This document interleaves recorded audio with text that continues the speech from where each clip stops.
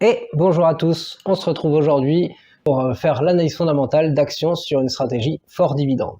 Cette analyse fondamentale va se faire selon les 8 critères qui sont ici sur la gauche et on va remplir le tableau avec la validation des critères qui se trouvent ici en haut à droite. Mais tout d'abord, quelques rappels sur cette stratégie fort dividende. Vous devez vous définir vos objectifs. Soit votre objectif est d'avoir une rente, des revenus réguliers, de l'argent que vous pouvez dépenser, sortir du coup des investissements, et tout cela sans vendre d'actions. Soit vous voulez pouvoir réinvestir sans vendre, et donc du coup vous n'avez toujours pas vendu d'actions, mais vous avez de l'argent qui arrive régulièrement et vous pouvez réinvestir pour faire augmenter votre capital investi. Mais attention, il y a des gros points d'attention sur cette stratégie.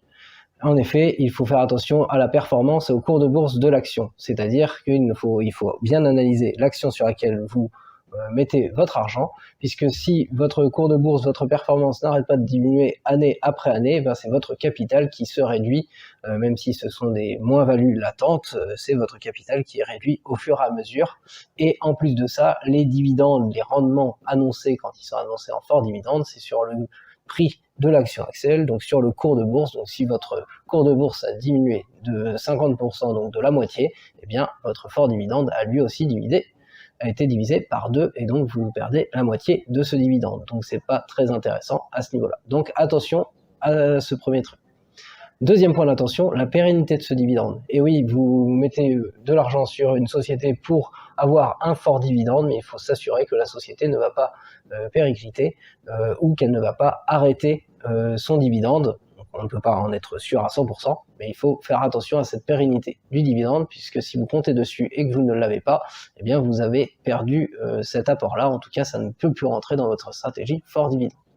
Et le troisième point, c'est la capacité de distribution de la société, donc tout ce que l'on voit notamment avec le ratio de distribution, pour s'assurer qu'effectivement la société garde de l'argent tout de même pour réinvestir un minimum, pour ne pas avoir à couper son dividende justement, ou pour ne pas être complètement surendetté à terme. Une fois avoir défini les objectifs et les points d'attention, et bien après vous avez plein de choix à faire dans votre stratégie, qui sont des choix stratégiques à définir. Est-ce que vous faites une stratégie en DCA? Comment exactement à définir ce DCA, mais ce dollar cost averaging, donc de l'argent à mettre au fur et à mesure, tous les mois, toutes les semaines, est-ce que c'est le même montant, pas le même montant, etc. Tout ça, c'est à définir par vous, pour faire grossir votre capital, ou est-ce qu'à un moment donné, vous arrêtez de faire grossir votre capital? Ça aussi, c'est à définir. Le timing d'entrée, puisque vous pouvez faire du dollar cost averaging sur votre compte global, mais vous pouvez définir un peu les timings d'entrée sur les valeurs, c'est-à-dire que si vous avez par exemple une dizaine de valeurs, eh bien vous n'êtes pas obligé de rentrer à chaque fois tous les mois sur toutes les valeurs. Vous pouvez définir par exemple celles qui ont le plus baissé, ou vous pouvez prendre aussi par exemple les tendances qui sont à la hausse en ce moment. Tout ça, c'est à définir au niveau du timing d'entrée sur les actions. Ou si vous vous intéressez pas à ça et que vous mettez peu importe le moment, tout ça c'est à définir. La durée d'investissement aussi est à définir, c'est-à-dire que est-ce que vous faites à vive aeternam sur l'action, peu importe ce qui se passe, est-ce que vous avez des critères de sortie, donc ça va avec les critères d'achat et de vente, bien sûr, est-ce que vous avez des critères de sortie que vous définissez? Tout cela, c'est vraiment à définir.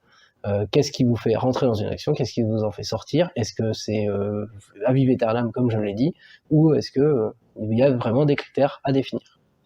L'enveloppe fiscale aussi, le PEA, le CTO, puisque le PEA peut être très intéressant sur des forts dividendes, notamment avec les actions françaises, puisque vous ne payez pas ni la taxe du pays, puisque c'est sur PEA, ni la taxe sur les revenus. Et côté CTO, eh bien ça vous donne accès à plus d'entreprises, notamment du côté des États-Unis. Et enfin, bien faire attention à la sélection d'actions et d'ETF, à vos critères. Moi, je vous en propose 8 à chaque fois, mais à vous de faire vos analyses, de compléter au moins les analyses par rapport à celles que je vous donne pour aller faire cette sélection d'actions et d'ETF. Repartons sur notre screener d'actions pour trouver les entreprises du jour. Notre screener, on trie par les forts rendements du côté des actions du Stoxx Europe 600. Le classement a pas mal changé puisqu'au fur et à mesure de l'évolution des marchés boursiers, des cours de bourse, forcément les pourcentages ici sont mis à jour et donc le classement est changé. Du coup, il y a 3 sociétés qui sont remontées dans le classement et c'est les 3 que nous allons voir aujourd'hui. Il s'agit de TAG Immobilier ici. Ensuite, nous avons un peu plus bas BMW qui arrive ici, et enfin nous terminerons avec Eni qui arrive ici. Commençons par TAG Immobilien, et TAG Immobilien, c'est une société qui est spécialisée dans le développement, la promotion et la gestion d'actifs immobiliers. À fin 2019, donc ça date un petit peu, mais au moins ça donne une idée, le patrimoine immobilier de cette société était d'une surface totale, vous voyez, de plus de 5 millions de mètres carrés, et il s'élève en termes de valeur de marché à plus de 5000 millions d'euros qui sont répartis par type d'actifs entre immeubles résidentiels pour près de 98% et de plus de 2,1% pour les autres. Il y a très peu d'informations sur cette société, néanmoins c'est une société avec, on voit ici, un gros patrimoine immobilier, donc s'il gère bien les choses, il n'y a pas de souci à se faire là-dessus. Et comme on peut le voir sur leur site internet, ils ne sont pas uniquement du côté de l'Allemagne, puisqu'il s'agit d'une société allemande au niveau de l'immobilier, mais aussi au niveau de la Pologne. La date de création est de 1882, les 2000 employés, c'est pas forcément énorme pour une société en immobilier, il n'y a pas forcément besoin d'énormément de monde, et même si nous avons peu d'informations, cette société est présente dans plusieurs pays avec un gros patrimoine immobilier. Si elle gère bien ses activités, nous pourrons mettre du vert côté business. Malgré tout, je le répète, pas plus d'informations que cela pour cette société. La capitalisation boursière, elle s'élève ici à 1,64 milliard d'euros. Ça reste donc une grosse capitalisation boursière pour cette société qui fait partie du Stoxx Europe 600, et nous pouvons mettre ce critère en vert. Son critère suivant, le résultat net, son évolution en jaune ici sur le graphique sur les 5 dernières années, et on voit à l'œil nu que ça oscille bien sûr, mais ça oscille plutôt avec une tendance haussière. Et c'est ça qui est important ici.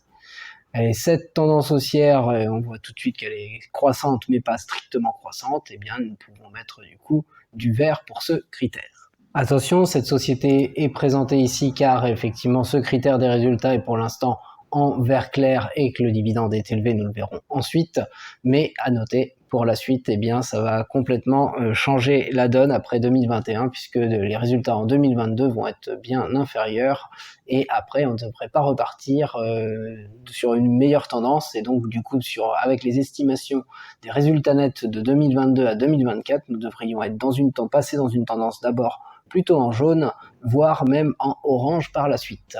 Même si au niveau du chiffre d'affaires, cela continuera peut-être d'augmenter, eh bien c'est la marge bénéficiaire qui va être un peu diminuée, et donc le bénéfice de l'entreprise. Donc attention de ce point de vue-là si vous souhaitez miser sur cette entreprise.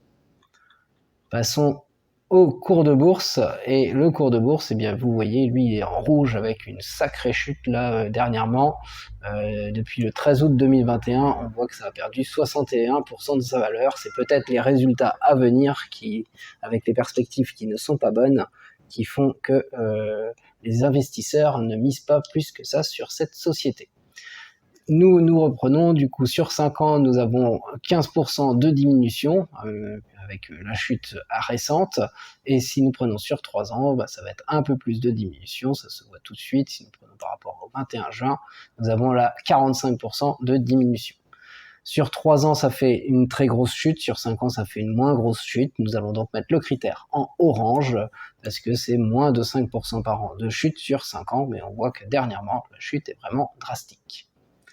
Le PER, le ratio cours sur bénéfice, eh bien lui, avec cette chute drastique, il s'en retrouve très faible. Il est ici affiché à 3,21.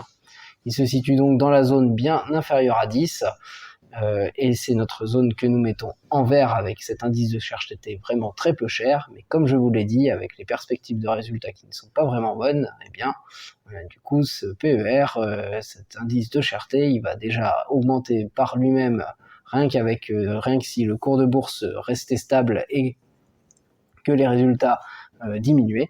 Mais dans tous les cas, en tout cas, les investisseurs, pour l'instant, avec les perspectives, en tout cas les estimations de perspectives qui ne sont pas très bonnes, n'ont pas l'air de vouloir vraiment pricer cette action. Passons côté dividendes, et par contre du côté des dividendes, eh bien vous voyez sur l'évolution des dividendes, là c'est beaucoup plus réjouissant, puisque c'est en augmentation année après année, sans discontinuer depuis 2012 sur le graphique ici. Nous regardons sur les 5 dernières années, depuis 2018, c'est donc toujours haussier année après année, et donc nous pouvons mettre le critère en vert, c'est sans appel ici. Le rendement du dividende, il s'affiche ici à 8,31%. C'est donc un fort rendement de dividende, et nous pouvons donc mettre ce critère également en vert, côté dividende. Et pour terminer côté dividende, eh bien le troisième critère va lui aussi être en vert, puisque vous voyez effectivement la distribution sur le résultat net, le ratio de distribution, et avec des chiffres qui sont très inférieurs à 60%. Et cela signifie que la société gère parfaitement sa distribution de dividendes, même si celui-ci est en augmentation année après année. Et donc du coup, tout oscille largement inférieur à 60%, même tout est inférieur à 30%, c'est 2020 le plus avec 30%, et donc du coup, on peut mettre ce critère en vert. À noter qu'avec les résultats qui vont pas forcément être très bons, peut-être que ce ratio va un peu augmenter si le dividende continue d'augmenter, à voir si la société poursuit son augmentation de dividende année après année, mais dans tous les cas, pour l'instant, la société a de la marge de ce côté-là. Après l'immobilier allemand, nous restons du côté de l'Allemagne, mais cette fois-ci pour l'automobile allemand avec le groupe BMW. Le groupe BMW, c'est donc un groupe automobile allemand qui est fondé en 1916. Il commercialise des automobiles à travers des différentes marques. Ces marques sont BMW, Mini, Rolls-Royce, ainsi que des motocyclettes sous la marque BMW. Les effectifs, même si ça date un petit peu, c'est 2016, ils étaient de plus de 100 000 personnes, 124 729 est ici indiqué. Allons voir un peu plus en détail pour ce groupe qui est spécialisé dans la conception, la construction et la commercialisation de voitures haut de gamme. Le chiffre d'affaires par activité se répartit comme suit. Tout d'abord, la vente de voitures pour plus de 2/3. On voit plus de 2 millions d'unités vendues en 2021 sous les marques BMW, plus de 2 millions, Mini plus de 300 000 et Rolls-Royce plus de 5 000. On retrouve en deuxième pôle d'activité les prestations de financement des ventes pour 28,1% du chiffre d'affaires. Et enfin, ferme la marche des ventes de motocycles pour 2,5% du chiffre d'affaires. On retrouve ici les motos de 650 cm3 à 1200 cm3 de cylindrée, avec tout de même un peu moins de 200 000, 261 unités vendues sous la marque BMW. À la fin 2021, le groupe il dispose de 31 sites de production dans le monde. Et au niveau de la répartition géographique de ce chiffre d'affaires, on voit qu'il y a 12% du côté de l'Allemagne, l'Europe représente un peu moins de 30%, la Chine plus de 22%, l'Asie un peu moins de 10%, les États-Unis un peu moins de 20%, les Amériques 3%, et on voit qu'il y a 2,3% pour le reste. Du coup, c'est un groupe qui est présent depuis bien longtemps, plus d'un siècle, avec des activités qui sont bien réparties sur plusieurs pôles, une répartition géographique qui est bien répartie sur plusieurs territoires, même un peu partout dans le monde, et là, c'est sans appel, nous pouvons mettre du vert côté business, et sur le site, vous retrouvez toutes leurs différentes marques, et ainsi que, donc que ce soit de produits ou de services, ainsi que tous les détails si vous voulez aller les voir. La capitalisation boursière, elle s'élève ici à 51,02 milliards d'euros. Alors là, c'est vraiment une très grosse capitalisation boursière, plus grosse que pour la première entreprise. Et donc, c'est du vert côté business pour cette entreprise éligible au PEA, qui fait partie de l'indice Stoxx Europe 600. Au niveau du résultat net, eh bien, vous le voyez en jaune sur le graphique, et on voit de suite que la barre en 2021, c'est la plus grande, et donc ça a fait... au niveau du résultat net, arrêter cette descente au niveau des résultats que l'on voit sur les 4 premières années 2018-2020, et là on repart complètement, et donc du coup c'est un critère que nous pouvons mettre en vert clair, puisque effectivement sur 5 ans comme sur 3 ans, eh bien ça repart à la hausse. Et là, cette fois-ci, ce qui est intéressant, c'est que ce n'est pas fini, c'est que la première barre 2021 de ce retour, on va dire, à l'augmentation, puisqu'en 2022, les résultats estimés devraient être supérieurs à 2021, et donc, du coup, cette tendance des résultats avec une globale croissance en vert clair, eh bien, vont perdurer. Après, au niveau du chiffre d'affaires, ça devrait continuer, mais au niveau des résultats, ça va peut-être un petit peu plus... s'orienter vers une stagnation au niveau des résultats nets, et donc du coup peut-être que ce critère va faire quelques passages dans le jaune ou en plus du vert clair à suivre pour la suite, mais en tout cas la tendance est bien mieux que dans l'immobilier pour la première entreprise. Au niveau du cours de bourse, eh bien il s'affiche en rouge, mais on voit que il se passe pas grand chose, et effectivement c'est confirmé, sur 5 ans on voit que la baisse est de 6,51%, donc un peu moins de 7% de baisse. Et en plus de ça, comme ça corrige au départ jusqu'à la crise pandémie de 2020 et que ça repart après la pandémie, eh bien, si nous prenons à partir sur 3 ans, nous avons là une hausse de 20,62%. Du coup, c'est une petite baisse, moins de 5% par an sur 5 ans, et une petite hausse, une plus grosse hausse quand même sur 3 ans. Et du coup, dans tous les cas, ça fait une baisse d'un côté, une hausse de l'autre, une tendance assez neutre, et donc nous allons mettre ce critère de l'évolution du cours de bourse en jaune. Le PER, le ratio cours sur bénéfice, il s'affiche ici à 2,60. Il est même inférieur à celui vu avec la société précédente. C'est donc un cours de bourse qui est très bas, un indice de cherté qui est vraiment très bas, inférieur à 10, dans notre zone en verte, et qui est très intéressant, surtout avec des résultats qui vont augmenter, puisque là, ça fait quelque chose qui est pricé. Alors après, à voir comment le cours de bourse va augmenter, mais en tout cas, c'est quelque chose qui est très intéressant avec des résultats qui vont encore augmenter. En tout cas, selon les estimations. Passons côté dividende, et côté dividende, vous voyez l'évolution du dividende. Alors globalement, si on regarde depuis 2000, ça a bien augmenté, mais ça augmente pas de façon croissante tout année après année. Il y a des creux, ça descend, ça remonte. Nous nous focalisons sur les 5 dernières années, 2018-2022, et on voit que ça a diminué de 2018 à 2020, un peu à l'instar des résultats, et c'est reparti à la hausse après 2020, et même fortement à la hausse, puisque 2022, avec 5,8 € par action versée par rapport aux 4 € de 2018, c'est bien en augmentation. Et donc du coup, avec cette augmentation globalement, un peu comme pour les résultats, nous allons mettre ce critère en vert clair. Le rendement, il est affiché ici à 7,46%. C'est un rendement qui est très élevé, dans notre zone bien supérieure à 3%, une action qui a totalement sa place parmi cette stratégie à fort dividende dans les actions du Stoxx Europe 600, et donc ce critère est en vert. Et associé à ce fort rendement, la distribution sur le résultat net, le ratio de distribution, eh bien vous voyez encore ici, comme pour la première entreprise, des chiffres qui sont tous inférieurs à 60%, même s'ils sont un petit peu plus élevés que pour la première entreprise. Il n'y a vraiment strictement rien d'inquiétant ici. Bien au contraire, la société semble avoir une maîtrise totale de son versement de dividendes, et même si elle le fait osciller en fonction des résultats, dans tous les cas, au moins pour sa santé financière, elle gère complètement la situation. Et nous finissons avec ce critère en vert.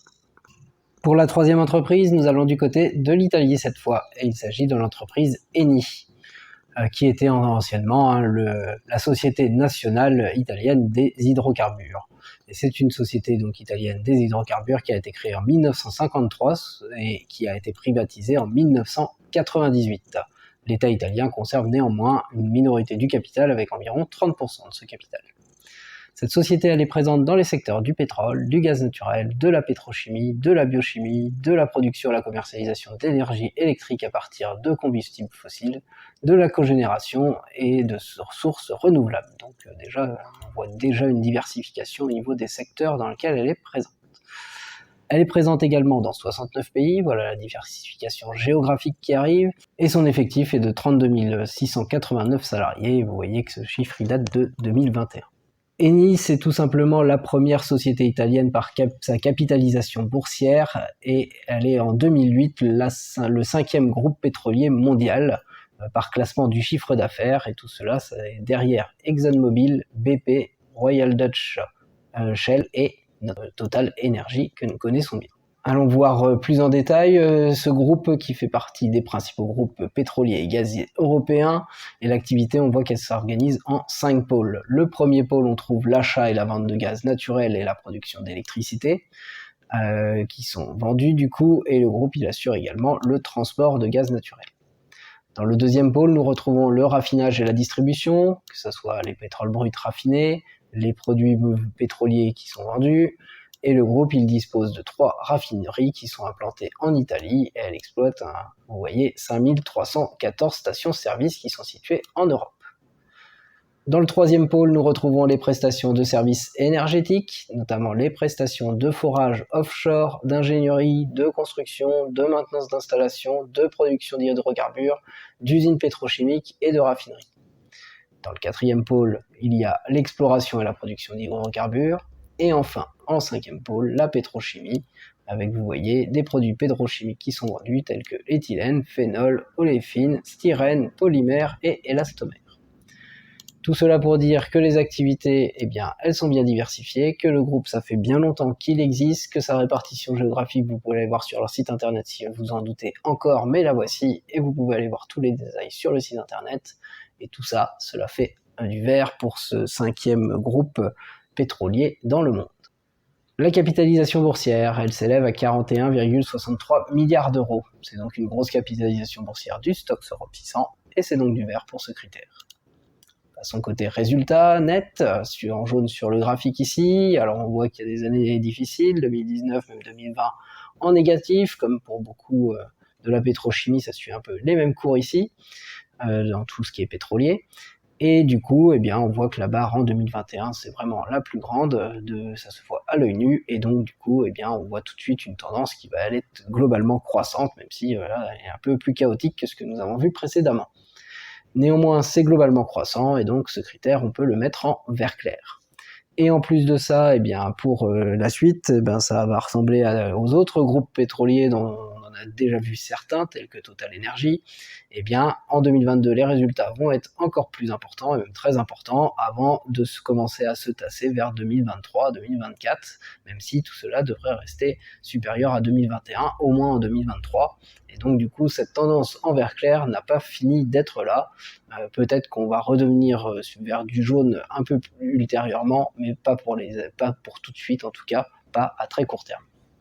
Le cours de bourse, il s'affiche en rouge ici, mais il apparaît relativement neutre. C'est un peu plus de 14%, 14,14% de baisse sur 5 ans, et puis on voit que ça vient de chuter, de 17,90%, donc ça aurait été même un petit peu mieux il y a quelques jours. Mais néanmoins, pour l'instant, c'est dans le rouge, 14,14%, c'est néanmoins moins de 5% de baisse par an en moyenne sur 5 ans. Et sur 3 ans, si nous prenons à partir du 21 juin, là aussi nous nous retrouvons en baisse, avec une baisse un peu plus importante, 20,26%, donc là un peu plus conséquente. Donc du coup, eh bien, nous allons mettre ce critère en orange pour noter cette baisse qui est pas catastrophique, mais qui est quand même plutôt en baisse pour le moment. Le PER, le ratio cours sur bénéfice, il s'affiche ici à 4,85, et bien comme pour les sociétés précédentes, c'est là aussi un ratio cours sur bénéfice qui est très faible, bien inférieur à 10, même inférieur à 5, qui se situe donc dans notre zone en verte, et avec les résultats nets à venir qui vont être en augmentation, et bien ce PER, eh bien, il peut être très intéressant puisque il va encore diminuer, sauf si effectivement le cours de l'action augmente à la hausse drastiquement. Passons côté dividendes, et côté dividendes, le versement de dividendes, et bien là on voit une tendance qui est plutôt baissière. Si on prend sur le long terme depuis 2010, nous nous focalisons sur les 5 dernières années, depuis 2018, on voit qu'on est passé à 0,86 € par action en 2022, c'est juste un petit peu plus que les 0,82 de 2018, néanmoins si vous considérez l'inflation, c'est pas vraiment plus. Nous, on va pas la considérer quand même dans nos critères, on va mettre ça en vert clair car ça augmente globalement, même si on voit que ça a complètement chuté en 2020 avant de repartir.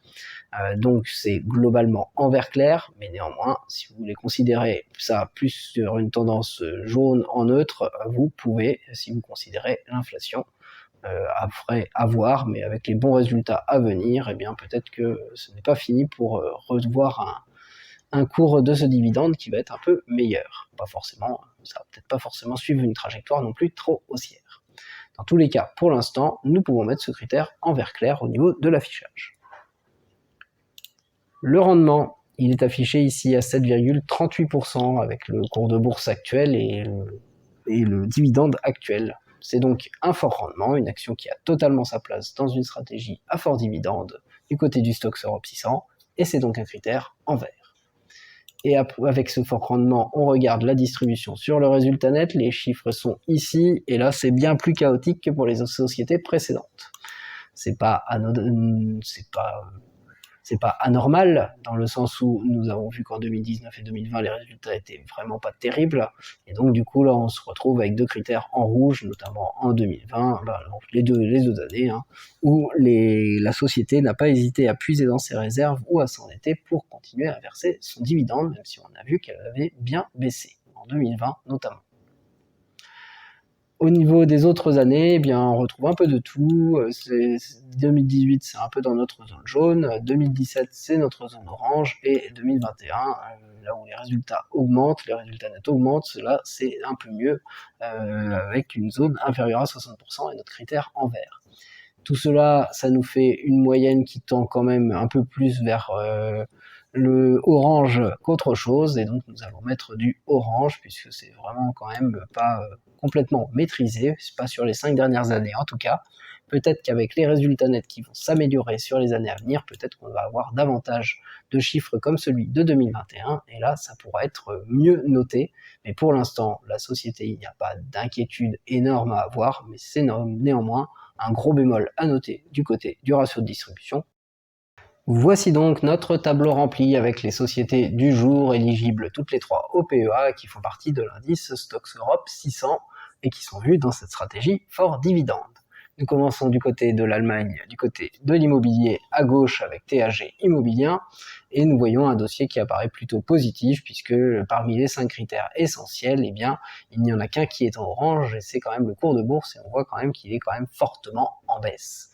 Tout cela peut s'expliquer parce que les résultats qui apparaissent pour l'instant en vert clair, eh bien, vont très vite s'inverser et aller vers du jaune, une tendance beaucoup plus neutre, voire juste après vers du orange, et donc tout cela pour l'avenir, si les estimations s'avèrent exactes, eh bien c'est pas forcément très bon. Et c'est peut-être pour ça que le PER est très bas et que cette action peut paraître bien comme cela, mais que le cours de bourse a tendance à bien s'écrouler en ce moment. Donc il y aura peut-être un moment pour la jouer, cela sera à voir au niveau du timing. Dans tous les cas, au niveau des dividendes, eh ben là, il n'y a rien à dire, les 3 critères sont complètement verts, et c'est pas ça qui va mettre la santé financière de l'entreprise à mal, et donc pas le dossier, en tout cas pour qu'à un moment donné, la tendance revienne meilleure au niveau des résultats nets. Nous restons du côté de l'Allemagne avec le groupe BMW ici avec toutes ses marques, et là nous avons un dossier qui apparaît lui aussi positif, même plus positif, puisque le cours de bourse, lui, il apparaît en jaune, et c'est le pire des critères parmi les 5 essentiels. Pourquoi c'est mieux et ça apparaît mieux comme dossier? Eh bien, c'est que ce cours de bourse qui apparaît mieux, c'est tout simplement parce que les résultats au niveau des estimations sont mieux aussi. Et donc, c'est ces estimations-là qui font que peut-être c'est quelque chose de jouable au niveau de ce dossier qui est dans l'automobile, et donc du coup, c'est pas du tout le même secteur, c'est pas du tout la même chose. Et dans tous les cas, du côté des dividendes, eh bien là, nous aussi, les critères sont en vert ou en vert clair, et donc il n'y a rien d'inquiétant pour BMW du côté de la santé financière de l'entreprise, et là c'est un dossier qui paraît très intéressant, en tout cas comme ça, avec des résultats nets en augmentation et une santé financière, c'est un dossier qui peut être joué et qui a un PER qui en plus est faible actuellement. Et du côté de l'Italie, avec le groupe pétrolier Eni, eh bien là nous avons des critères qui sont exactement similaires à ceux de la première entreprise parmi les critères essentiels, et donc un dossier qui apparaît plutôt positif également ici. Néanmoins, la différence, on va la voir tout de suite au niveau des estimations du résultat net, puisque tous ces critères qui apparaissent en vert clair n'ont pas du tout les mêmes estimations derrière, puisque là pour Eni, eh bien ça part fortement à la hausse avec l'augmentation des prix de l'énergie actuelle, et ça va se tasser derrière. Néanmoins, avec cette forte augmentation, on va quand même rester dans cette tendance bien plus positive pendant un bon moment par rapport à l'immobilier, en tout cas pour notre entreprise qui est bien moins notée. Et donc du coup, c'est quelque chose qui peut être joué ici si vous estimez effectivement que la tendance de ces groupes pétroliers va continuer, voire toujours le bon timing pour rentrer, puisque pour l'instant vous voyez que le cours de bourse il est plutôt baissier, même s'il s'est bien repris depuis la crise Covid. Par contre, là, côté dividende, il y a un gros bémol. Le gros bémol, c'est le ratio de distribution. La société a l'air de savoir ce qu'elle fait, mais quand on voit que si la société fait des résultats en berne, eh bien, elle n'hésite pas à ne pas couper complètement son dividende, et donc à s'endetter ou à puiser dans ses réserves pour le distribuer. Néanmoins, avec les bons résultats à venir, peut-être que ce critère va s'améliorer de lui-même, et que du coup, ces critères de dividende ne vont pas être inquiétants. C'est néanmoins un bémol à noter. Moi, je vous laisse ici avec ce tableau complètement rempli. Je vous souhaite une très bonne journée.